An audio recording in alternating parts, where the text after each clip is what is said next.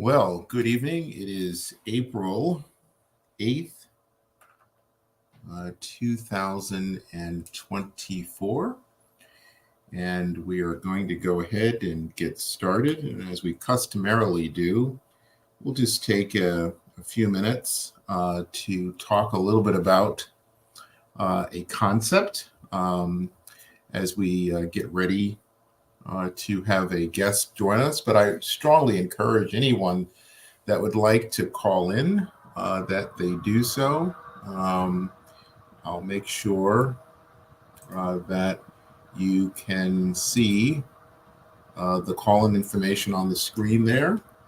So if you just type in the website there, the StreamYard, and put that in, it'll have you come in as a guest in our waiting room. We'll be more than glad to have you join into the conversation this evening with any thoughts or comments that you have, in addition to our guest that's going to join us. So again, I encourage you to take advantage of that. I'll also put the call in information in the chat, so that will show. So I'm going to put that there so you can see that on YouTube as well as Facebook, so that you can follow that. And just so you know, this show is aired or shown on Facebook, on LinkedIn, on YouTube, as well as I think it's on Twitter, so that you're aware that there's different formats that the show comes in. So let me first start with the concept that I wanted to share. And it's called the point of perspective. And I think in all the work that we try to do, or the things we try to do, we try to figure out a way for what we're doing to have some resonance and has a certain amount of pop to it. And part of our ability to be able to do that is us finding ways to bring things together. And I think often how we're able to pop is our presentation, our planning, and then understanding people and the behavior of people. And often when the word psychology is used, people don't recognize that the word psychology means, behavior. And so what we're trying to figure out as we're trying to make things work professionally or personally is how do we manage all those things? How do we make our presentation and make our presentation persuasive, where someone who has a choice chooses to do it with you? That there is the importance of planning. And often when things are successful, there's a tremendous amount of planning that is in hours and hours of additional planning that's done well before the execution. So if you just think about a meeting, the meeting may last an hour, but several hours often of work went into that in advance. Or if you look at a wedding, you may look at a ceremony that's going to last a short period of time, but lots of hours and energy went into that. And then again, the last point is understanding people and why they behave the way they do. Understanding that often, especially from a business standpoint, you're going to be dealing with people's pain points, and you're going to be often offering a service based on something someone else doesn't want to do, and you're willing to take that on and to do it. So that's a pain point for them, but a pride point for you. And often the works that we do professionally, that's often the kind of work that we're doing. It's a pain point for others, but a pride point for you, and just being comfortable managing and going back and forth between them. So let's just, going back to the point of perspective, or ways in which we can allow for ourselves to stand out. And another word for that is to pop. It's just saying, hey, as I put this presentation together, What is it I'm looking for? And I think often we get started with stuff and we really don't think about, like, what's the end goal? What is it that I'm looking for? Because that should be the guide for what you want to do. So reality is, if your presentation is to get someone to join you, is to endorse, it is to partner, then at the end you should just say to yourself, did I give enough reasons as to why a person would want to partner with me? Secondly is, from the planning standpoint, often we start from ground zero, but others have often gone before us and have done different things, and sometimes done things differently that we may want to do it. But have we considered all that? And part of our planning, have we collected enough information and research and awareness about what we're trying to accomplish? And then again, have we studied what people like to do, don't like to do, as a way to let that information weigh in on what works, what has been done before, what do we want to do differently, and how is our brand going to be somewhat unique. And I think it's important to understand that as a person, you have a brand just as well as a corporation or an organization or a group has a brand or something that they stand for. And I think it's important that we figure that out. And a lot of times that's going to be the back end work that we're doing that others don't see.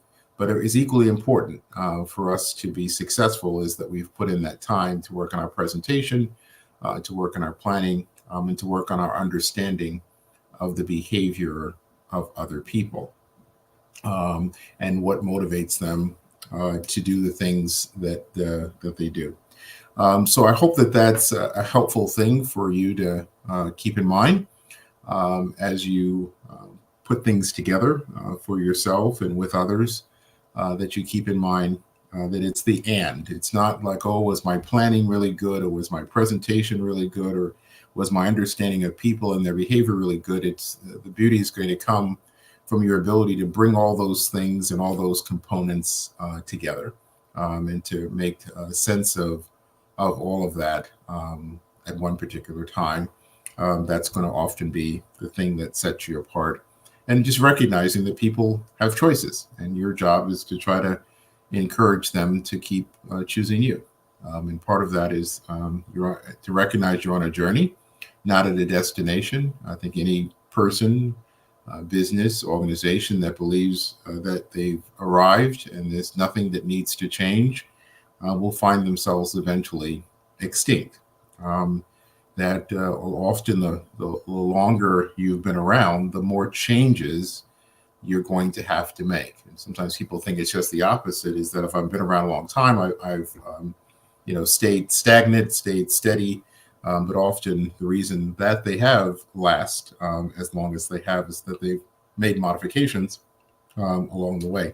They made adaptations along the way.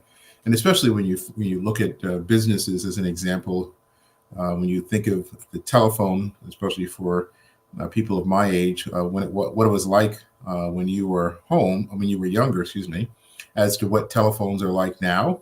Like if you say to someone, hey, here's a quarter, go use a payphone, they're going to be looking at you like, pay what? But for us, that was pretty commonplace, and it was often on, especially in a city, every other street corner had one. Now, if you try looking for a payphone, you're going to have your feelings hurt because it's just not there. So and also growing up in New York City, there were fire alarm boxes where you would be able to pull the fire alarm. But again, based on technology and other advances, those things are just not necessary anymore. But again, if we don't figure out a way to think about the future and how it may look differently, not counting on what is today, and assuming that it's going to continue forever, we're going to make a mistake by doing that. So again, just be mindful of all those moving parts and those variables. And again, our job is to help people want to continue to see us as viable options and things to consider, and to want to join us in our journey. All right, so without further ado, we're going to go ahead and get started. We have a guest, Mr. Tony Wall, who I don't think is on camera yet, but I think earlier we were having some technological problems. But Tony, are you there? Yes, Dr. William, can you hear me? Yes, I can't see you, but I can hear you. You were able to work that issue out, or I guess not? Let me see. Okay. We just lost him there for a minute, but hopefully he'll come back. Tony, you're back. Can you see me now, Doc? He says Tony Wall is in the stream with audio only, so I don't think you've activated your camera. Not knowing what you're on, he's going to try one more time.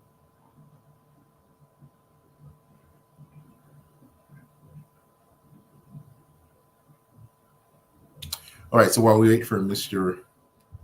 Wall to get himself organized there, I strongly encourage anyone that would like to call in to please do so. And it's just an opportunity to have an open conversation.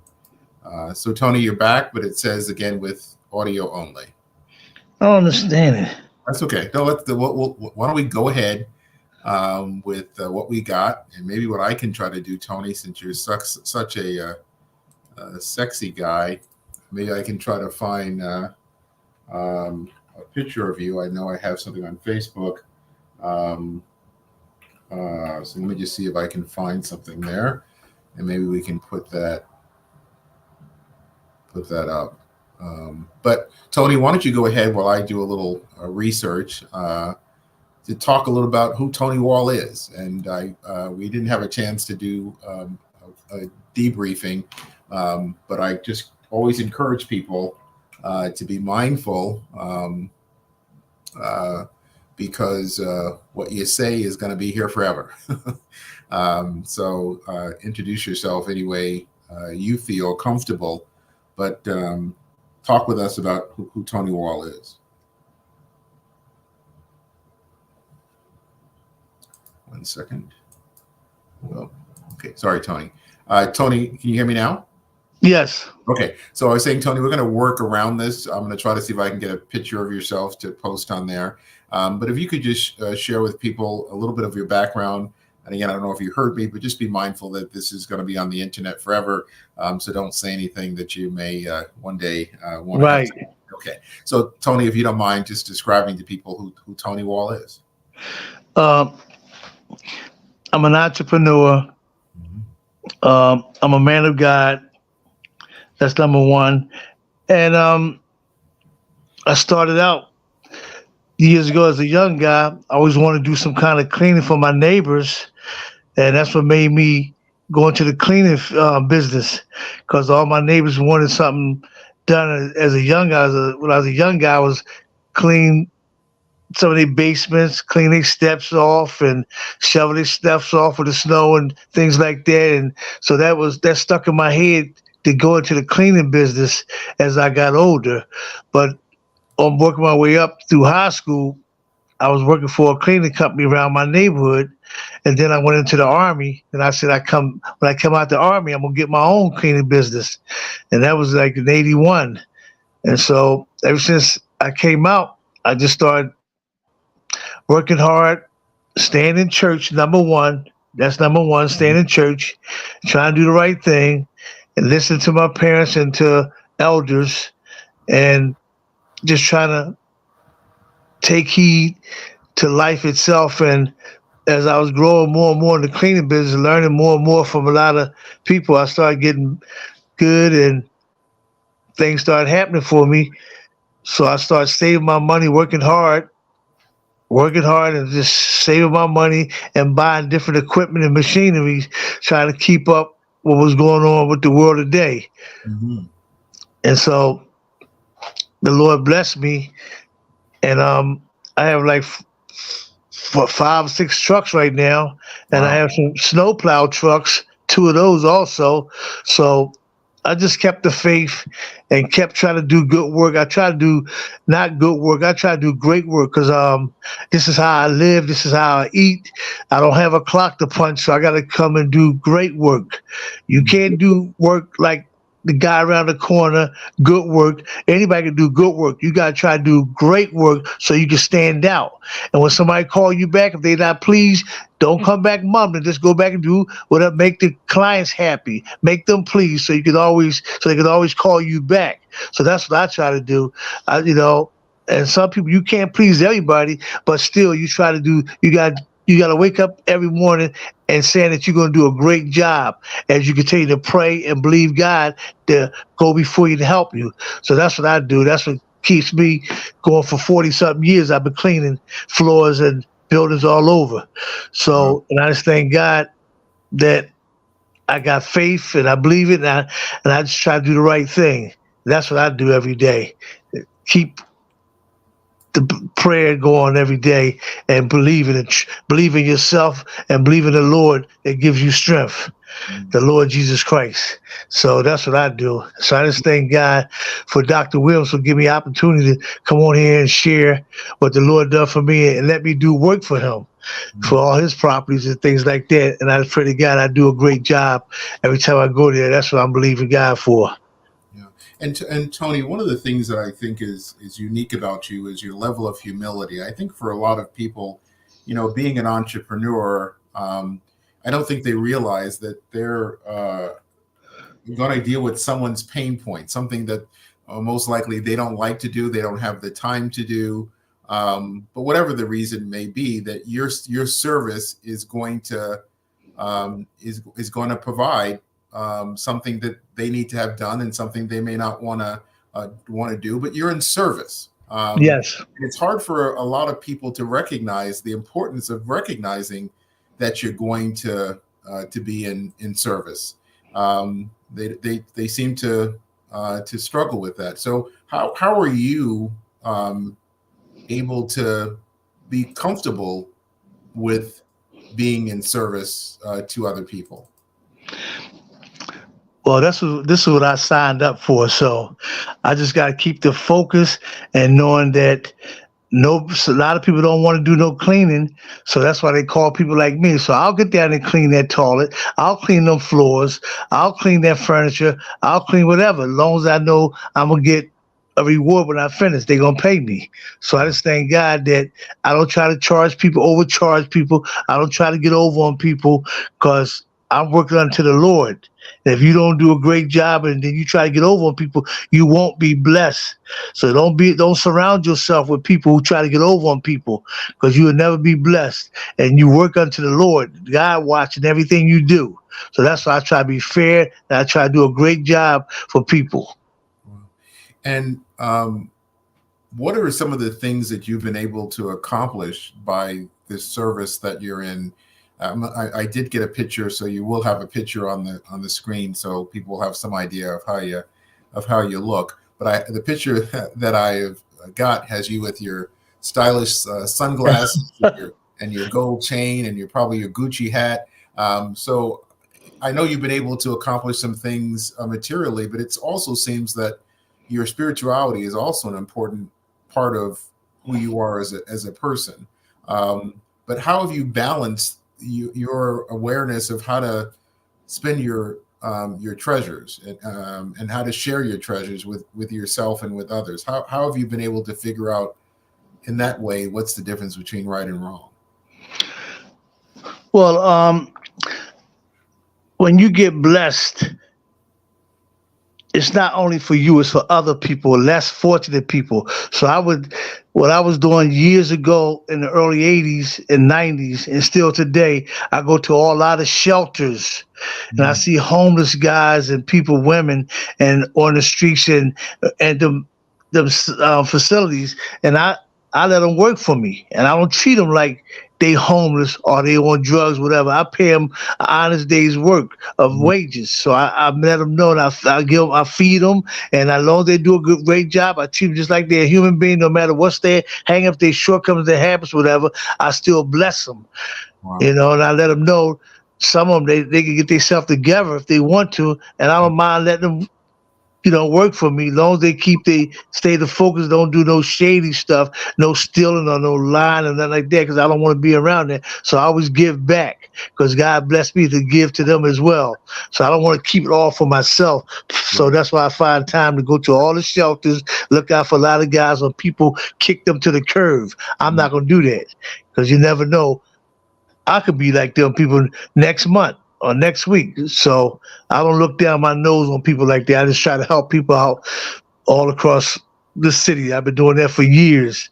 And all the shelters know me. They know that Tony Walker come through and let them guys go to work. Honest day's work. So I've been doing that for over 30-something years, almost 40 years doing that with them people, helping them out in Philadelphia. Wow. And so as you talk about Philadelphia, like so many cities in this country, and if not in the world, there are some challenges that cities are in Philadelphia is going through. What do you think is part of the answer or the answer to make things better for some of these individuals that you're talking about, that you're trying to give a chance to?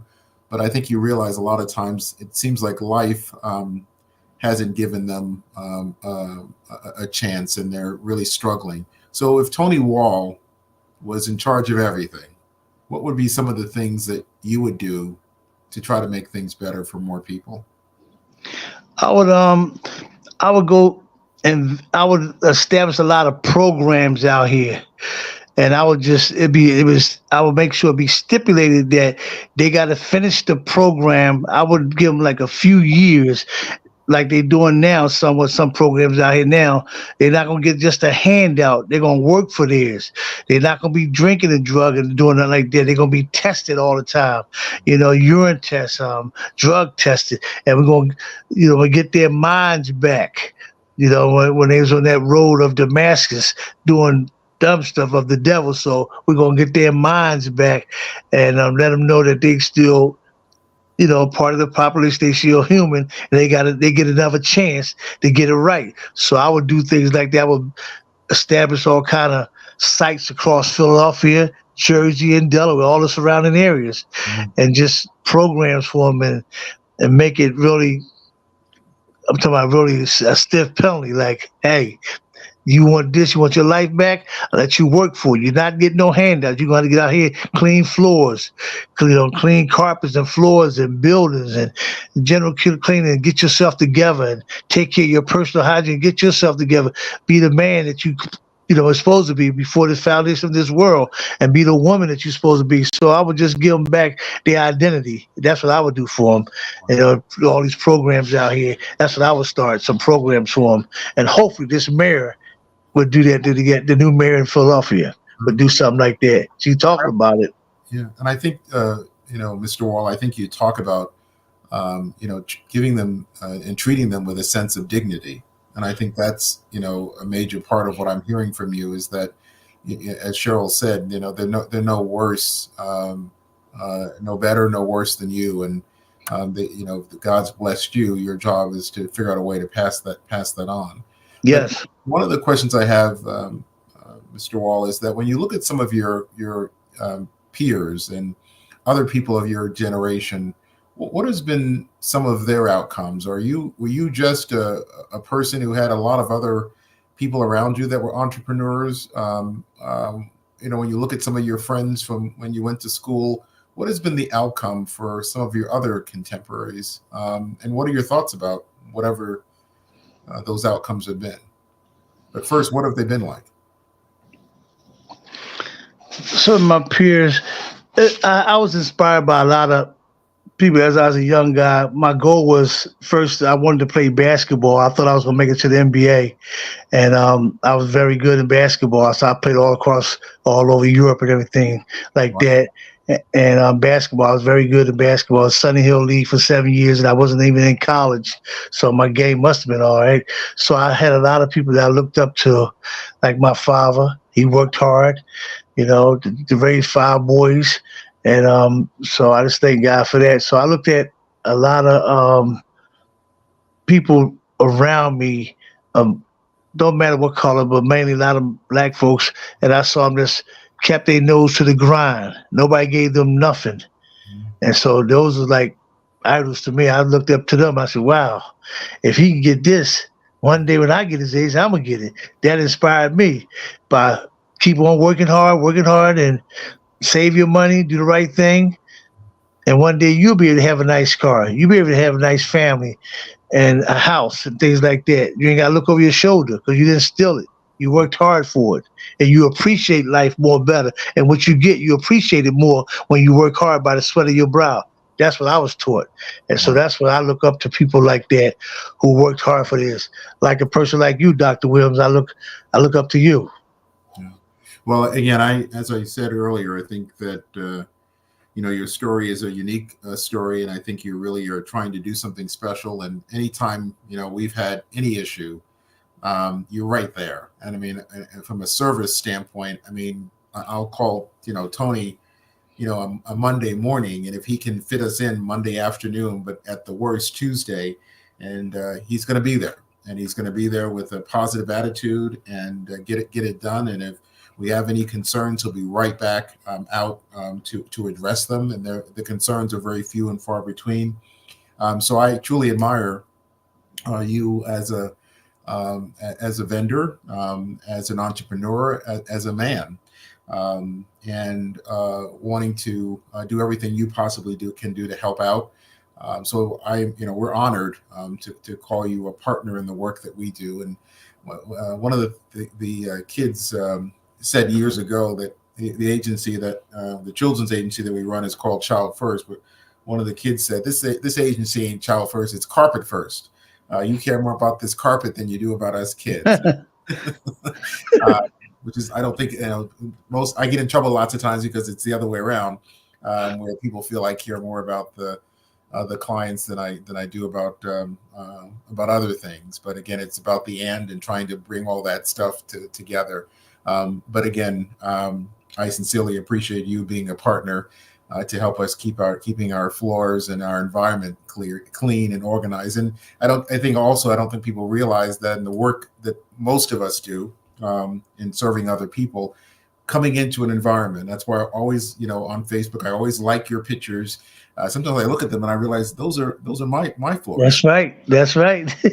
I always like when you do that, Tony, because I don't think people realize that when they come into a daycare center or they come into a church or they come into an office, for it to be clean and organized and especially in the world we live in with post-COVID, goes a long way. And sometimes, we just take those things for granted. And that, again, you're a kind of person that takes great pride in the work that you do. And sometimes I know you're given some flooring to try to restore that's a hot mess, but yes. You do the very best to try to bring it up to a level where at least it's something that they can be proud of to show other people. But that environmental presence is so very important. And again, you take great pride in what you do. So I will always appreciate that, and you'll always be a vendor that we call on because again of your work ethic and your commitment to getting it done. And I know you're afraid of Crystal, as we all are. So yes. She keep me in line. Oh my God. She keeps me in line. I appreciate her too. She's a godsend. Yes. But Tony, I just wanted to take a few minutes. I know we were supposed to get together a couple of weeks ago, but it didn't work out. Tonight we had some challenges, but you'll see the end product. But you're a sexy guy, so we got your sexy picture. Okay. So you may get some DMs later. So if you get, I don't know if you're married or not, Tony, but if you get some DMs, I'll take responsibility for that. Okay. But again, thank you for being who you are and for doing what you do. It's sincerely appreciated. Thank you, Doc. Anytime, Doc. Anything. I'll let you go. Thanks again. Have a blessed one, Doc. Thank you all very much. Yeah, take care. All right, ladies and gentlemen, I think that gave us an opportunity to, hear from an entrepreneur who's out there every day and has been doing it. He starts talking about the 80s and 90s. He's been out there a long time. And again, watching his company grow. And I think it was only a couple of years ago, they added snow removal and some other things to their array of supports and services that they offer. Just watching that and being, a part of that, is a tremendous thing to watch. You hear a lot of stories about people who aren't, doing some positive things, but to have a person like Tony who's out there every day trying to make a difference, goes a long way. So we celebrate Mr. Tony Wall this evening for what he's doing and has been doing for a long period of time as a person, but also as an entrepreneur. I hope tonight's conversation has been helpful to you as you venture to attain your personal best, and that hearing other stories about people as they journey to do so is useful to you. So until next Monday at 8 p.m., I will wish you the very best and see you then.